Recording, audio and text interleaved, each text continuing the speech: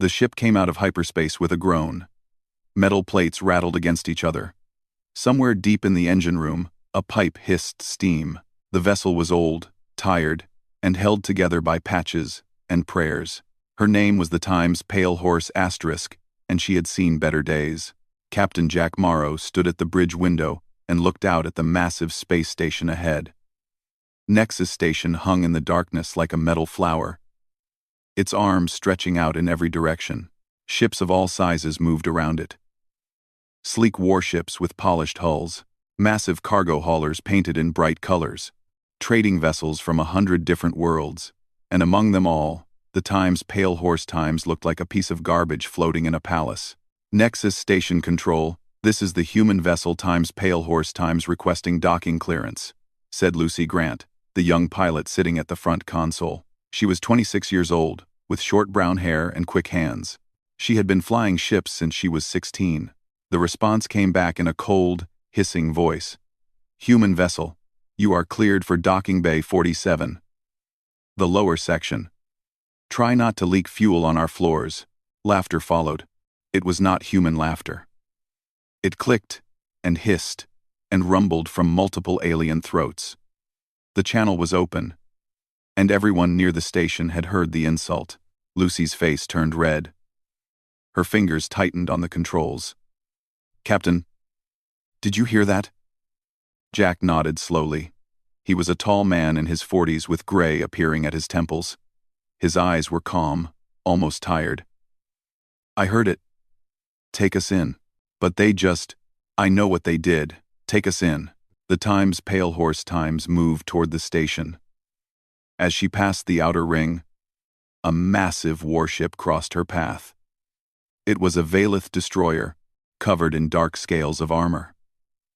The Reptilian Empire controlled this sector of space, and they made sure everyone knew it. The destroyer slowed down deliberately, forcing the human ship to wait. On the bridge of the destroyer, Commander Thesser watched the tiny human vessel on his screen. He was tall even for a Valith, with dark green scales and yellow eyes that never blinked. He smiled, showing rows of sharp teeth. Look at this, he said to his officers. The vermin have come to visit. In that? I have seen better ships in scrapyards. His crew laughed. Thesser opened a wide channel so every ship nearby could hear. Human vessel, tell me something. Does your species build ships from garbage? Or do you simply not know the difference? More laughter came from across the channel. Other species joined in. The Corvani traders, with their 4 arms and gray skin, mocked the humans' primitive fusion drive. The Sindari diplomats, tall and thin with silver eyes, dismissed them with contempt. Even the smaller species, those who had no power of their own, felt safe enough to laugh at the humans. Jack stood silently on his bridge. His crew of 7 watched him, waiting for orders. Danny Cole, the engineer, was a quiet man with grease-stained hands. He looked at Jack with questioning eyes. The others shifted nervously. Captain? Lucy asked again. Are we just going to take this? Yes, Jack said simply. We are. The Times, Pale Horse Times, docked at Bay 47. It was the worst bay on the station, reserved for the lowest visitors. The air smelled like chemicals. The lights flickered. Rust covered the walls. The crew unloaded their cargo. It was not impressive. Medical supplies, agricultural seeds, water purification tablets, simple things that could help struggling colonies survive. Humble cargo for a humble ship. A group of Valith warriors came to inspect them. They wore black armor and carried weapons openly. Their leader looked at the human cargo and spat on the ground. This is what you bring to trade? Medicine and seeds? He kicked one of the crates. It fell over and broke open, scattering supplies across the dirty floor. Pathetic. Your species is pathetic. Danny stepped forward, his fists clenched. Jack put a hand on his shoulder and held him back. Easy, Jack said quietly. But Captain, I know. Easy. The Valith warriors laughed and walked away, leaving the humans to clean up the mess. Lucy knelt down and gathered the scattered medical supplies. her hands shaking with anger. "Why?" she asked without looking up. "Why do we let them do this? We came here to trade, to help people, and they treat us like animals." Jack knelt beside her and helped pick up the supplies. "Because reacting is what they want. They want us to fight. They want an excuse." "An excuse for what?" Jack did not answer. He just kept working, his face calm, his movements steady. Later that day, Jack walked through the station alone. He passed markets where alien merchants sold goods from across the galaxy. He passed restaurants where species he had never seen ate food he could not name. Everywhere he went, aliens looked at him with contempt or amusement. Some made jokes loud enough for him to hear. Others simply ignored him, as if he was not worth noticing. He stopped at a viewing window and looked out at the stars. A Corvani merchant walked up beside him and laughed. "You are the human captain, yes? The one with the garbage ship?" Jack nodded. "That's me. I do not understand your species. You have no fleet, no empire, no power. Why do you even leave your little planet? What do you hope to achieve?" Jack was quiet for a long moment. Then he turned and looked at the Corvani with eyes that held something the merchant could not quite understand. "We hope to be remembered," Jack said. The merchant laughed and walked away, shaking his head. Jack returned to his ship. His crew was waiting for him, tired and frustrated. Lucy sat in the pilot's chair, staring at nothing. Danny was in the engine room, fixing something that had broken during docking. The others were resting in their small cabins. Jack gathered them together in the common room. It was a cramped space with a metal table and worn chairs. The walls were covered with photos from Earth. Mountains, oceans, cities, reminders of home. "I know today was hard," Jack said. "I know they hurt us. But I need you to trust me. What happened today matters. Not because of how they treated us, but because of how we responded." "We didn't respond," Lucy said bitterly. "We just took it." "Exactly." Jack looked at each of them in turn. "We took it. We recorded it. We remembered it. And one day, that will matter more than any of them can imagine."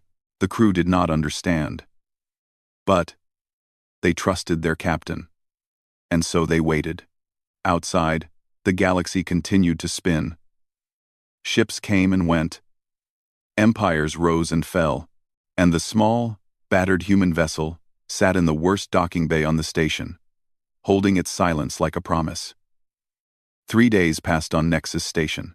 The Times Palehorse Times remained in docking bay 47, and the crew stayed mostly aboard their ship.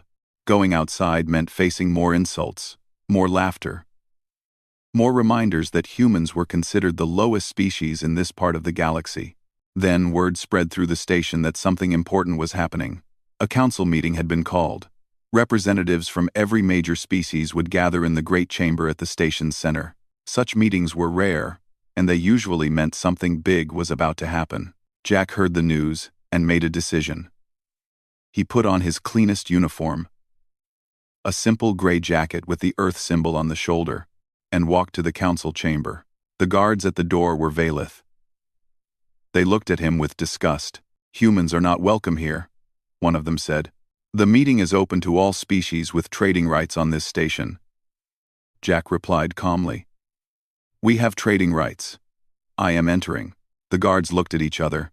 They could not argue with the rules, even if they wanted to. With obvious reluctance, they stepped aside. The council chamber was enormous. It was shaped like a bowl, with seats rising up in circles around a central platform. Hundreds of aliens filled the seats. Jack saw Valith commanders in their black armor, Corvani merchants in expensive robes, Sindari diplomats with their cold silver eyes, and dozens of other species, some he recognized and some he had never seen before. He found a seat in the highest row, far from the center. No one sat near him. The aliens around him moved away, as if being close to a human might somehow dirty them. Commander Thessar stood on the central platform. He was even more impressive here than he had been on his warship. His scales gleamed under the lights. His voice filled the chamber without effort. Fellow members of the galactic community, Thessar began.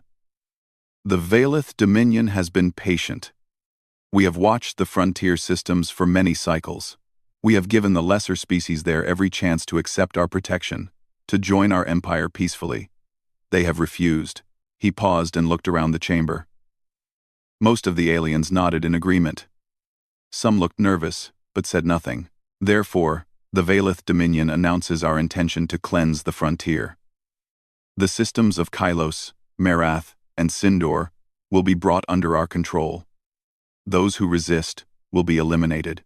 This is not conquest. This is order. This is peace through strength. The chamber erupted in applause. Not everyone clapped, but enough did. The strong supported the strong. The weak stayed silent. Jack stood up. The movement caught attention. Heads turned. Aliens pointed and whispered. A human. Standing in the council chamber?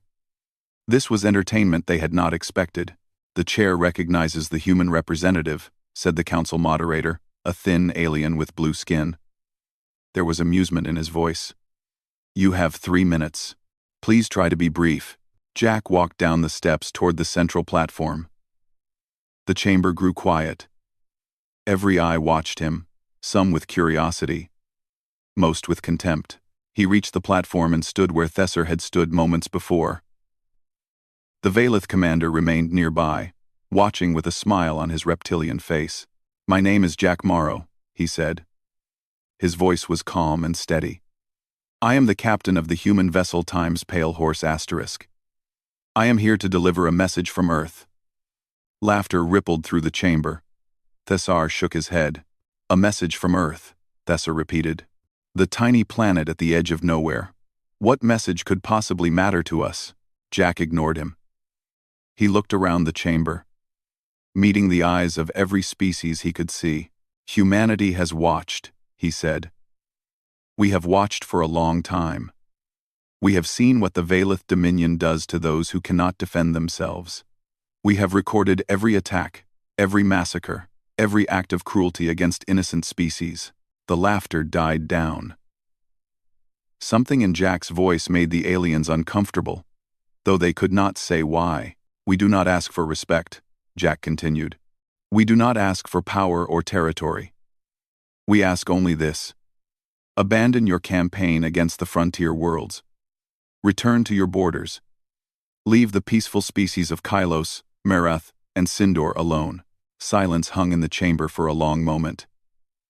Then Thessar started laughing. It began as a low rumble and grew into a roar.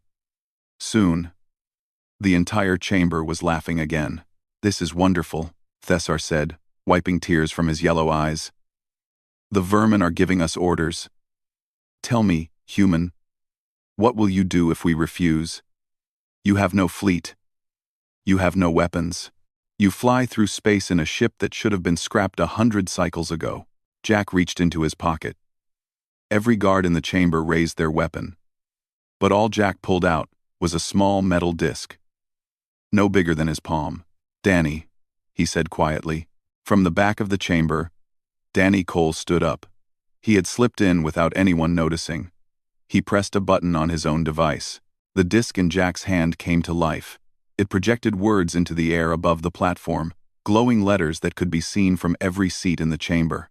The message appeared in every known galactic language, cycling through them one after another.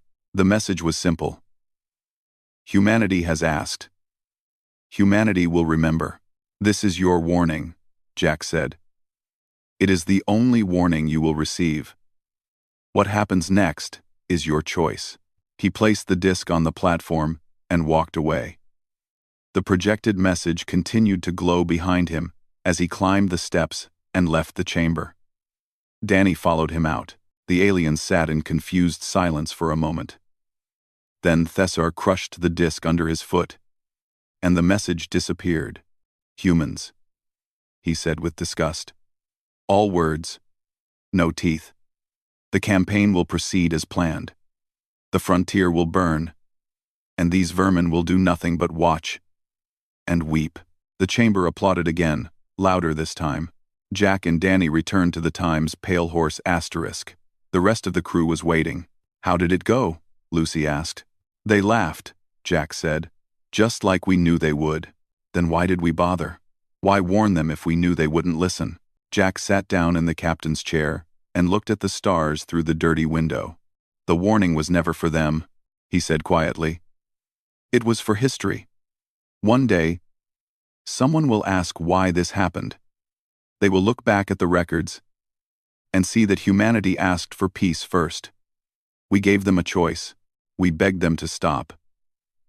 And they laughed." Lucy frowned. "And what happens now?" Now we leave. We go home. And we wait." "Wait for what?" Jack did not answer. He just gave the order to depart. The Times Pale Horse Times undocked from Nexus Station and flew away into the darkness. Behind them, the Valith prepared their war fleet. Ahead of them, Earth waited in silence. And the message hung in the air of the council chamber long after the disk was destroyed, burned into the memory of every translator who had seen it. Humanity has asked. Humanity will remember. No one understood what it meant. Not yet. But they would. Soon, they all would. 2 weeks passed. The galaxy continued to turn. Life went on for most species, with trade and politics and the small dramas of daily existence.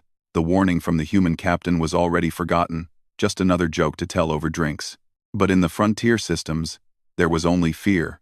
Kylos 4 was a beautiful world. It had green forests and blue oceans and mountains that touched the clouds. The Myrith people had lived there for thousands of years. They were gentle beings, with soft gray fur and large dark eyes. They had no army. They had no weapons. They believed in peace and knowledge and the kindness of the universe. The universe, it turned out, was not kind. The Valith Armada appeared without warning. 300 warships dropped out of hyperspace and filled the sky above Kylos 4. They blocked out the stars. They blocked out hope. Commander Thessar stood on the bridge of his flagship, the Times Dominion's Claw Asterisk, and looked down at the planet below. He felt nothing but contempt for the creatures living there.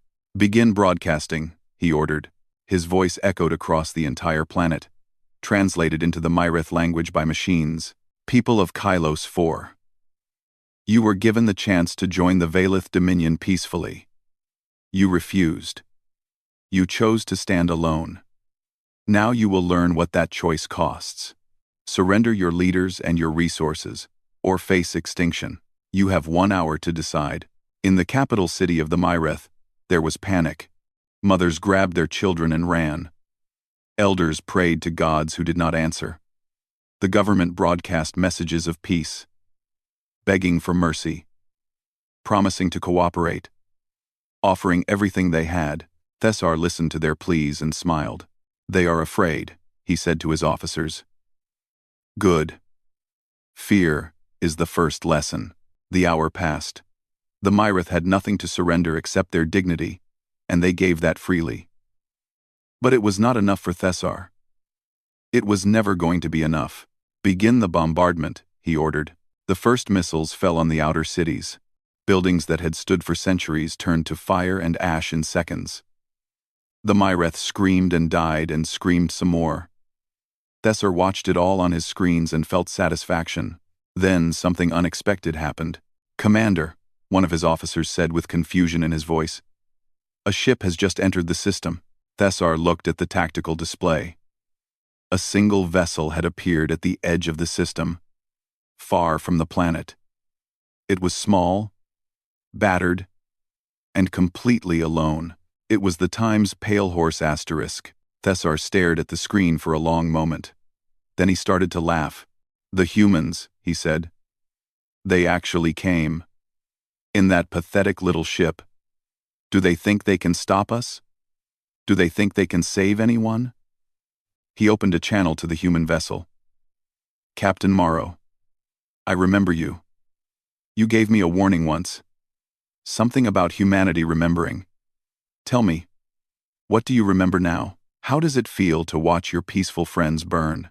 Jack's voice came back calm and steady, just as it had been in the council chamber. "Commander Thessar, you were warned. You laughed. This is your last chance to withdraw your fleet and leave this system. More laughter filled the Valeth bridge. Officers pointed at the screen and made jokes about the foolish humans. "One ship," Thesser said. "You have one ship against 300. What exactly do you plan to do?" "We plan to show you something," Jack replied. "Something we have been hiding for a very long time." Thessar shook his head. "Enough of this. Destroy them. Send one cruiser. Make it quick." A Valeth cruiser broke formation and moved toward the Times Pale Horse Asterisk. It was 100 times larger than the human vessel. Its weapons could crack a small moon. Against a cargo ship, held together by patches and prayers, it was overkill. The cruiser was halfway to its target when the sky tore open. There was no other way to describe it. Space itself seemed to rip apart, and light poured through the wounds. Not the blue light of normal hyperspace travel. This was something else. Something ancient. Something that had been hidden from the galaxy for longer than most species had existed. 12 ships emerged from the rifts. But calling them ships was like calling a mountain a rock. They were massive, each one larger than a Valeth battle station. Their hulls were black as the void between stars. Their weapons glowed with energy that made sensors scream in confusion. Human dreadnoughts, the first the galaxy had ever seen. Behind them came more ships. Carriers that launched thousands of strike craft, filling space with swarms of fighters, destroyers and cruisers and frigates, all built with technology that no species had ever suspected humans possessed. And behind all of those, 3 vessels that made even the dreadnoughts look small. They were shaped like pyramids, covered in strange symbols, humming with power that could be felt across the entire system. Planet crackers. Weapons that could break a world in half. Thessar stared at his screens. His scales had turned pale. His hands were shaking. "That is impossible," he whispered. "They had nothing. They were weak. They were vermin." Jack's voice came over the channel one final time. "You were warned. You laughed. This is your consequence." The human fleet moved forward. The dreadnoughts took position around the planet, placing themselves between the Valeth Armada and Kylos 4. The carriers deployed their fighters in perfect formation. The planet crackers hung back, silent and patient, waiting to see if they would be needed. On the bridge of the largest dreadnought, a ship called the Times Long Memory Asterisk, Admiral Grace Harmon looked at the tactical display. She was a woman in her 60s with silver hair and eyes that had seen too much death. She had spent her entire career preparing for this moment, hoping it would never come. "Open a channel to all human vessels," she said. Her voice reached every ship in the fleet. "This is Admiral Harmon. The silent armada has revealed itself. For 100 years, we built in secret. We trained in secret. We waited. We hoped we would never have to fight, but the enemies of peace have forced our hand. Today, we show the galaxy what humanity is capable of. Today, we protect the innocent. Today, we end the reign of tyrants." She paused and looked at the Valeth fleet on her screen. "All ships, engage. No mercy for those who showed none." The human fleet opened fire, and the sky above Kylos 4 turned into a storm of light and death. The Valeth had come to destroy a peaceful world. They had found something else entirely. The battle began with fire and ended in silence. The Valeth fleet, 300 warships strong, had been the terror of the frontier for generations. They had conquered dozens of worlds. They had crushed every enemy they faced. They believed themselves invincible. They were wrong. The human dreadnoughts opened fire first. Kinetic lances, long rods of super-dense metal accelerated to impossible speeds, tore through Valeth shields like paper. Ships that had taken years to build exploded in seconds.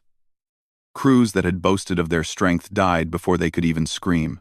Commander Thessar watched his fleet die around him. His flagship, the Times Dominion's Claw Asterisk, shook with every nearby explosion. Alarms screamed. Officers shouted reports that made no sense. Everything was falling apart. "Return fire," he roared. "All ships, concentrate on the nearest dreadnought. Bring it down." 100 Valeth ships turned their weapons on a single human dreadnought. Missiles and energy beams and plasma cannons all struck at once. The attack would have destroyed a small moon. It would have cracked a space station in half. The human dreadnought's shields flickered. That was all. Just a flicker. Then it fired back, and 20 Valeth ships became clouds of burning metal. On the bridge of the Time's long memory asterisk, Admiral Grace Harmon watched the battle unfold. Her face showed no emotion. She had prepared for this day for 30 years. She had studied every Valeth tactic, every weakness, every possible counterattack. There would be no surprises today. Only justice. Focus fire on their command ships, she ordered. Break their coordination. Let them panic. The human fleet moved like a single organism. Fighters swept through the Valeth formation, drawing fire and creating confusion. Destroyers targeted engines and weapons systems with surgical precision. The dreadnoughts delivered killing blows to any ship that tried to regroup. The Valeth had never faced anything like this. They had bullied weaker species for so long that they had forgotten what it meant to fight someone stronger. Now they remembered. Now they learned. Now they died. 6 hours. That was how long the battle lasted. 6 hours of fire and death and screaming. When it was over, fewer than 50 Valeth ships remained, all of them damaged, many of them drifting without power. The human fleet had not lost a single vessel. Thessar stood alone on his ruined bridge. His officers were dead or dying. His flagship was burning. Through the cracked windows, he could see the human dreadnoughts surrounding him like wolves around a wounded animal. Commander Thessar. The voice came from his communications panel. It was Jack Morrow. Your fleet is destroyed. Your campaign is over. Surrender now, and your surviving crews will be treated fairly. Thessar's hand moved toward the self-destruct controls. If he was going to die, he would take as many humans with him as possible. But before he could reach the panel, the ceiling above him exploded inward. Human soldiers in black armor dropped through the hole. Their weapons raised. They moved fast, faster than Thessar had thought possible. Before he could react, he was on the ground with a boot on his neck. Target secured, one of the soldiers reported. Thessar was dragged through his own ship, past the bodies of his crew, through corridors filled with smoke and sparks. He was thrown into a shuttle and taken to the Time's long memory asterisk. Admiral Harmon was waiting for him. She stood in a gray room with metal walls and bright lights. 2 guards held Thessar's arms. He was forced to his knees before her. Commander Thessar of the Valeth Dominion, Grace said. Her voice was cold and quiet.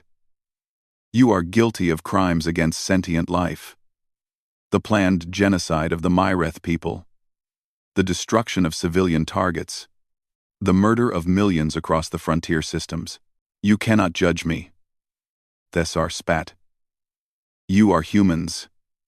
You are nothing. We are the ones who stopped you, Grace interrupted. That is all that matters now. Thessar looked up at her with hatred in his yellow eyes. Why?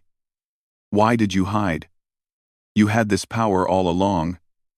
You could have ruled the galaxy. You could have crushed the Valeth before we ever became a threat. Instead, you let us mock you. You let us laugh at you. Why? Grace was quiet for a long moment. When she spoke, her voice was softer, almost sad, because power without restraint is tyranny. We built these ships hoping we would never need them. We trained these soldiers praying they would never fight. We wanted peace. We believed that if we showed the galaxy kindness, the galaxy would show kindness in return. She shook her head slowly. We were wrong. You taught us that. You showed us that some beings only understand force. You made us use these weapons. That is your crime, Thessar. Not just against the Myreth, against us, against our hope for a better universe. What happens to me now? Thessar asked. You will face justice. Real justice, not Valeth justice, where the strong crush the weak. Human justice, where evidence matters and truth is heard. Thessar laughed bitterly. And my people? My empire? Your surviving ships will be allowed to leave. They will carry one message back to your homeworld. They will tell the Valeth Dominion what they saw here today. They will tell them that Earth remembers, and they will tell them that if the Valeth ever threaten innocent lives again, We will come. Not to conquer. Not to rule. Just to end the threat. Forever. She turned and walked to the door. Before she left, she looked back at him one last time. You asked why we hid our strength. Here is the truth, Commander. Strength is not about what you can destroy. Any fool can destroy. Strength is about what you choose to protect. Today, we protected the Myrith. We protected the frontier. We protected the hope that maybe, someday, the galaxy can live in peace. She left. The guards took Thessar to a cell, where he would wait for his trial. Outside the Times, long memory asterisk, human medical ships descended toward Kylos 4. They carried doctors and supplies and everything needed to help the survivors.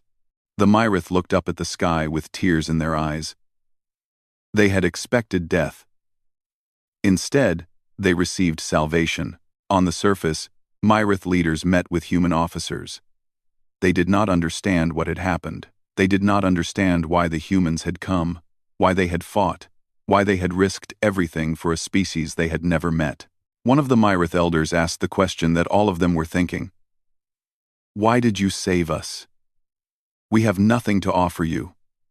We are weak. We cannot help you in any way. The human officer, a young woman with kind eyes, smiled at him. That is exactly why we saved you, she said. Because you could not save yourselves. Because someone had to stand up for the ones who cannot fight. That is what humanity does. That is who we are. The elder did not fully understand. But he remembered those words for the rest of his life. And he taught them to his children. And they taught them to theirs. The galaxy had changed. Everyone could feel it. The age of tyrants was ending, and something new was beginning. News traveled fast in the galaxy. It moved through trade routes and communication networks, passing from station to station, world to world. Within days, every species in every corner of known space had heard the story. The Valith Armada was gone. 300 warships, the pride of the Dominion, destroyed in 6 hours. The humans had done it. The weak, pathetic humans with their garbage ships and humble cargo. They had been hiding a fleet that could break empires. The story grew with each telling. Some said the human ships were powered by captured stars. Others claimed the humans had made deals with ancient beings from before the galaxy was born. A few whispered that the humans were not really humans at all, but something else wearing human skin. The truth was simpler and more frightening. The humans had been watching, learning, building. For 100 years, they had prepared for the day when they would have to fight. They had hoped that day would never come. They had prayed for peace, but they had built for war, just in case. And now everyone knew. On the Valith homeworld, there was chaos. The survivors of the fleet had returned with Admiral Harmon's message, and the recording of the battle spread through every screen and speaker on the planet. The people saw their mighty warships burning. They saw their invincible commander dragged away in chains. They saw everything they believed about their empire crumble into dust. The government collapsed within a week. Military leaders blamed political leaders. Political leaders blamed military leaders. Everyone blamed Commander Thessar. He became the symbol of Valith failure, the fool who had awakened a sleeping giant. Thessar never made it to trial. His own people found him first. They called it justice. The humans called it murder. Either way, the commander who had laughed at the Times' Pale Horse Times would never laugh again. On Nexus Station, the mood was very different from before.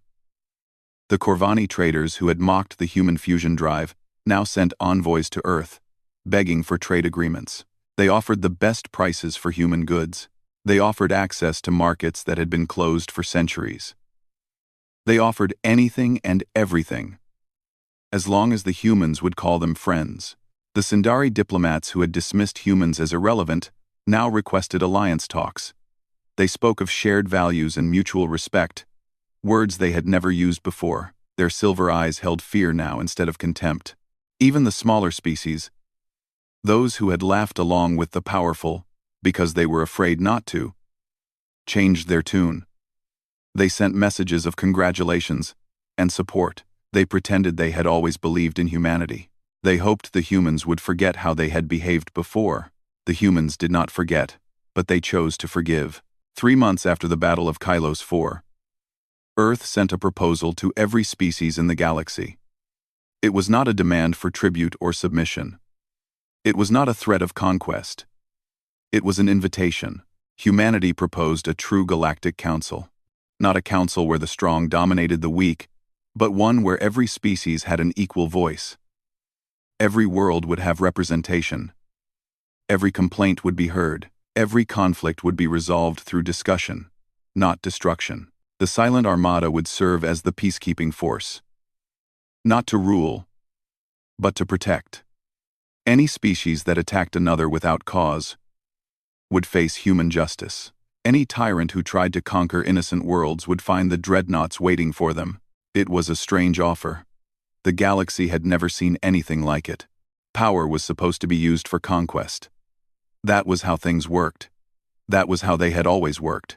But the humans were different. They had the strength to take whatever they wanted, and they chose to give instead. Not everyone trusted them. Some species believed it was a trick, a slow path to human domination. Others thought the humans were naive fools who would eventually be betrayed. But enough species accepted the invitation.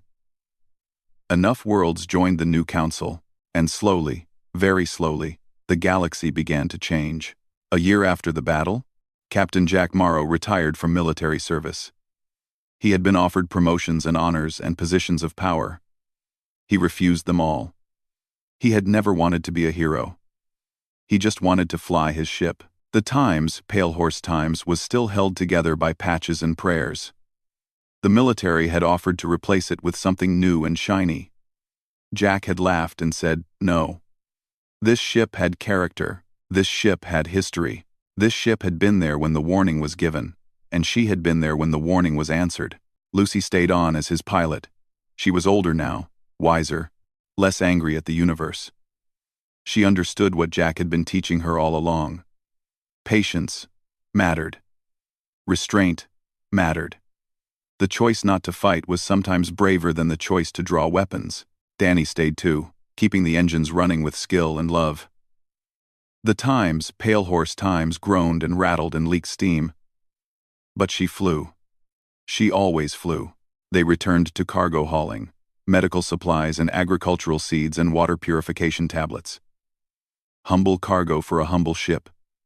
But now, when they docked at stations, no one laughed. Aliens stepped aside with respect. Some even bowed. Jack hated the bowing. He told them to stop. He was just a cargo captain. Nothing more. One day, the Times, Pale Horse Times, docked at a rebuilt Nexus station. The worst docking bays had been renovated. The rust was gone. The lights worked. Jack almost missed the old place. He was walking through the market when an alien merchant approached him. It was a Corvani, one of the four-armed, gray-skinned traders who had mocked humans before everything changed. The merchant was nervous. His 4 hands fidgeted with the edge of his robe. "You are Captain Morrow," he said. "The one from the stories." "I suppose I am," Jack replied. "May I ask you something?" "Something I have wondered about since the battle." Jack nodded. "You had such power. You could have conquered us all. You could have made every species bow to humanity forever. Why did you choose peace? Why did you let us live?" Jack was quiet for a long moment. He looked around the station at the dozens of species moving through the market, buying and selling and talking and living. So different from each other. So strange to human eyes. But alive. All of them alive. "Strength is not about what you can destroy," Jack said finally. "Anyone can destroy. It takes no courage to crush something weaker than yourself. Real strength is about what you choose to protect, what you choose to build, what you choose to forgive." He smiled at the merchant. "We could have ruled the galaxy with fear. Instead, we chose to lead it with hope. Maybe we are fools. Maybe someday someone will betray us. But I would rather be a fool who believed in peace than a conqueror who only knew war." The merchant nodded slowly. He did not fully understand, not yet. But someday, he would. Someday everyone would. Jack walked back to his ship. Lucy was waiting at the airlock, ready to fly. "Where to next, Captain?" she asked. Jack looked at the stars through the viewport. So many worlds out there. So many species. So much left to see. "Somewhere we can help," he said. Same as always. The Times, Pale Horse Times, departed Nexus Station and flew into the darkness. Behind her, the galaxy continued to change. Slowly, imperfectly, but changing nonetheless. They had laughed at the weak ship. They had ignored the warning, and then the galaxy shook, and nothing was ever the same again. But perhaps, in the end, that was exactly what the galaxy needed.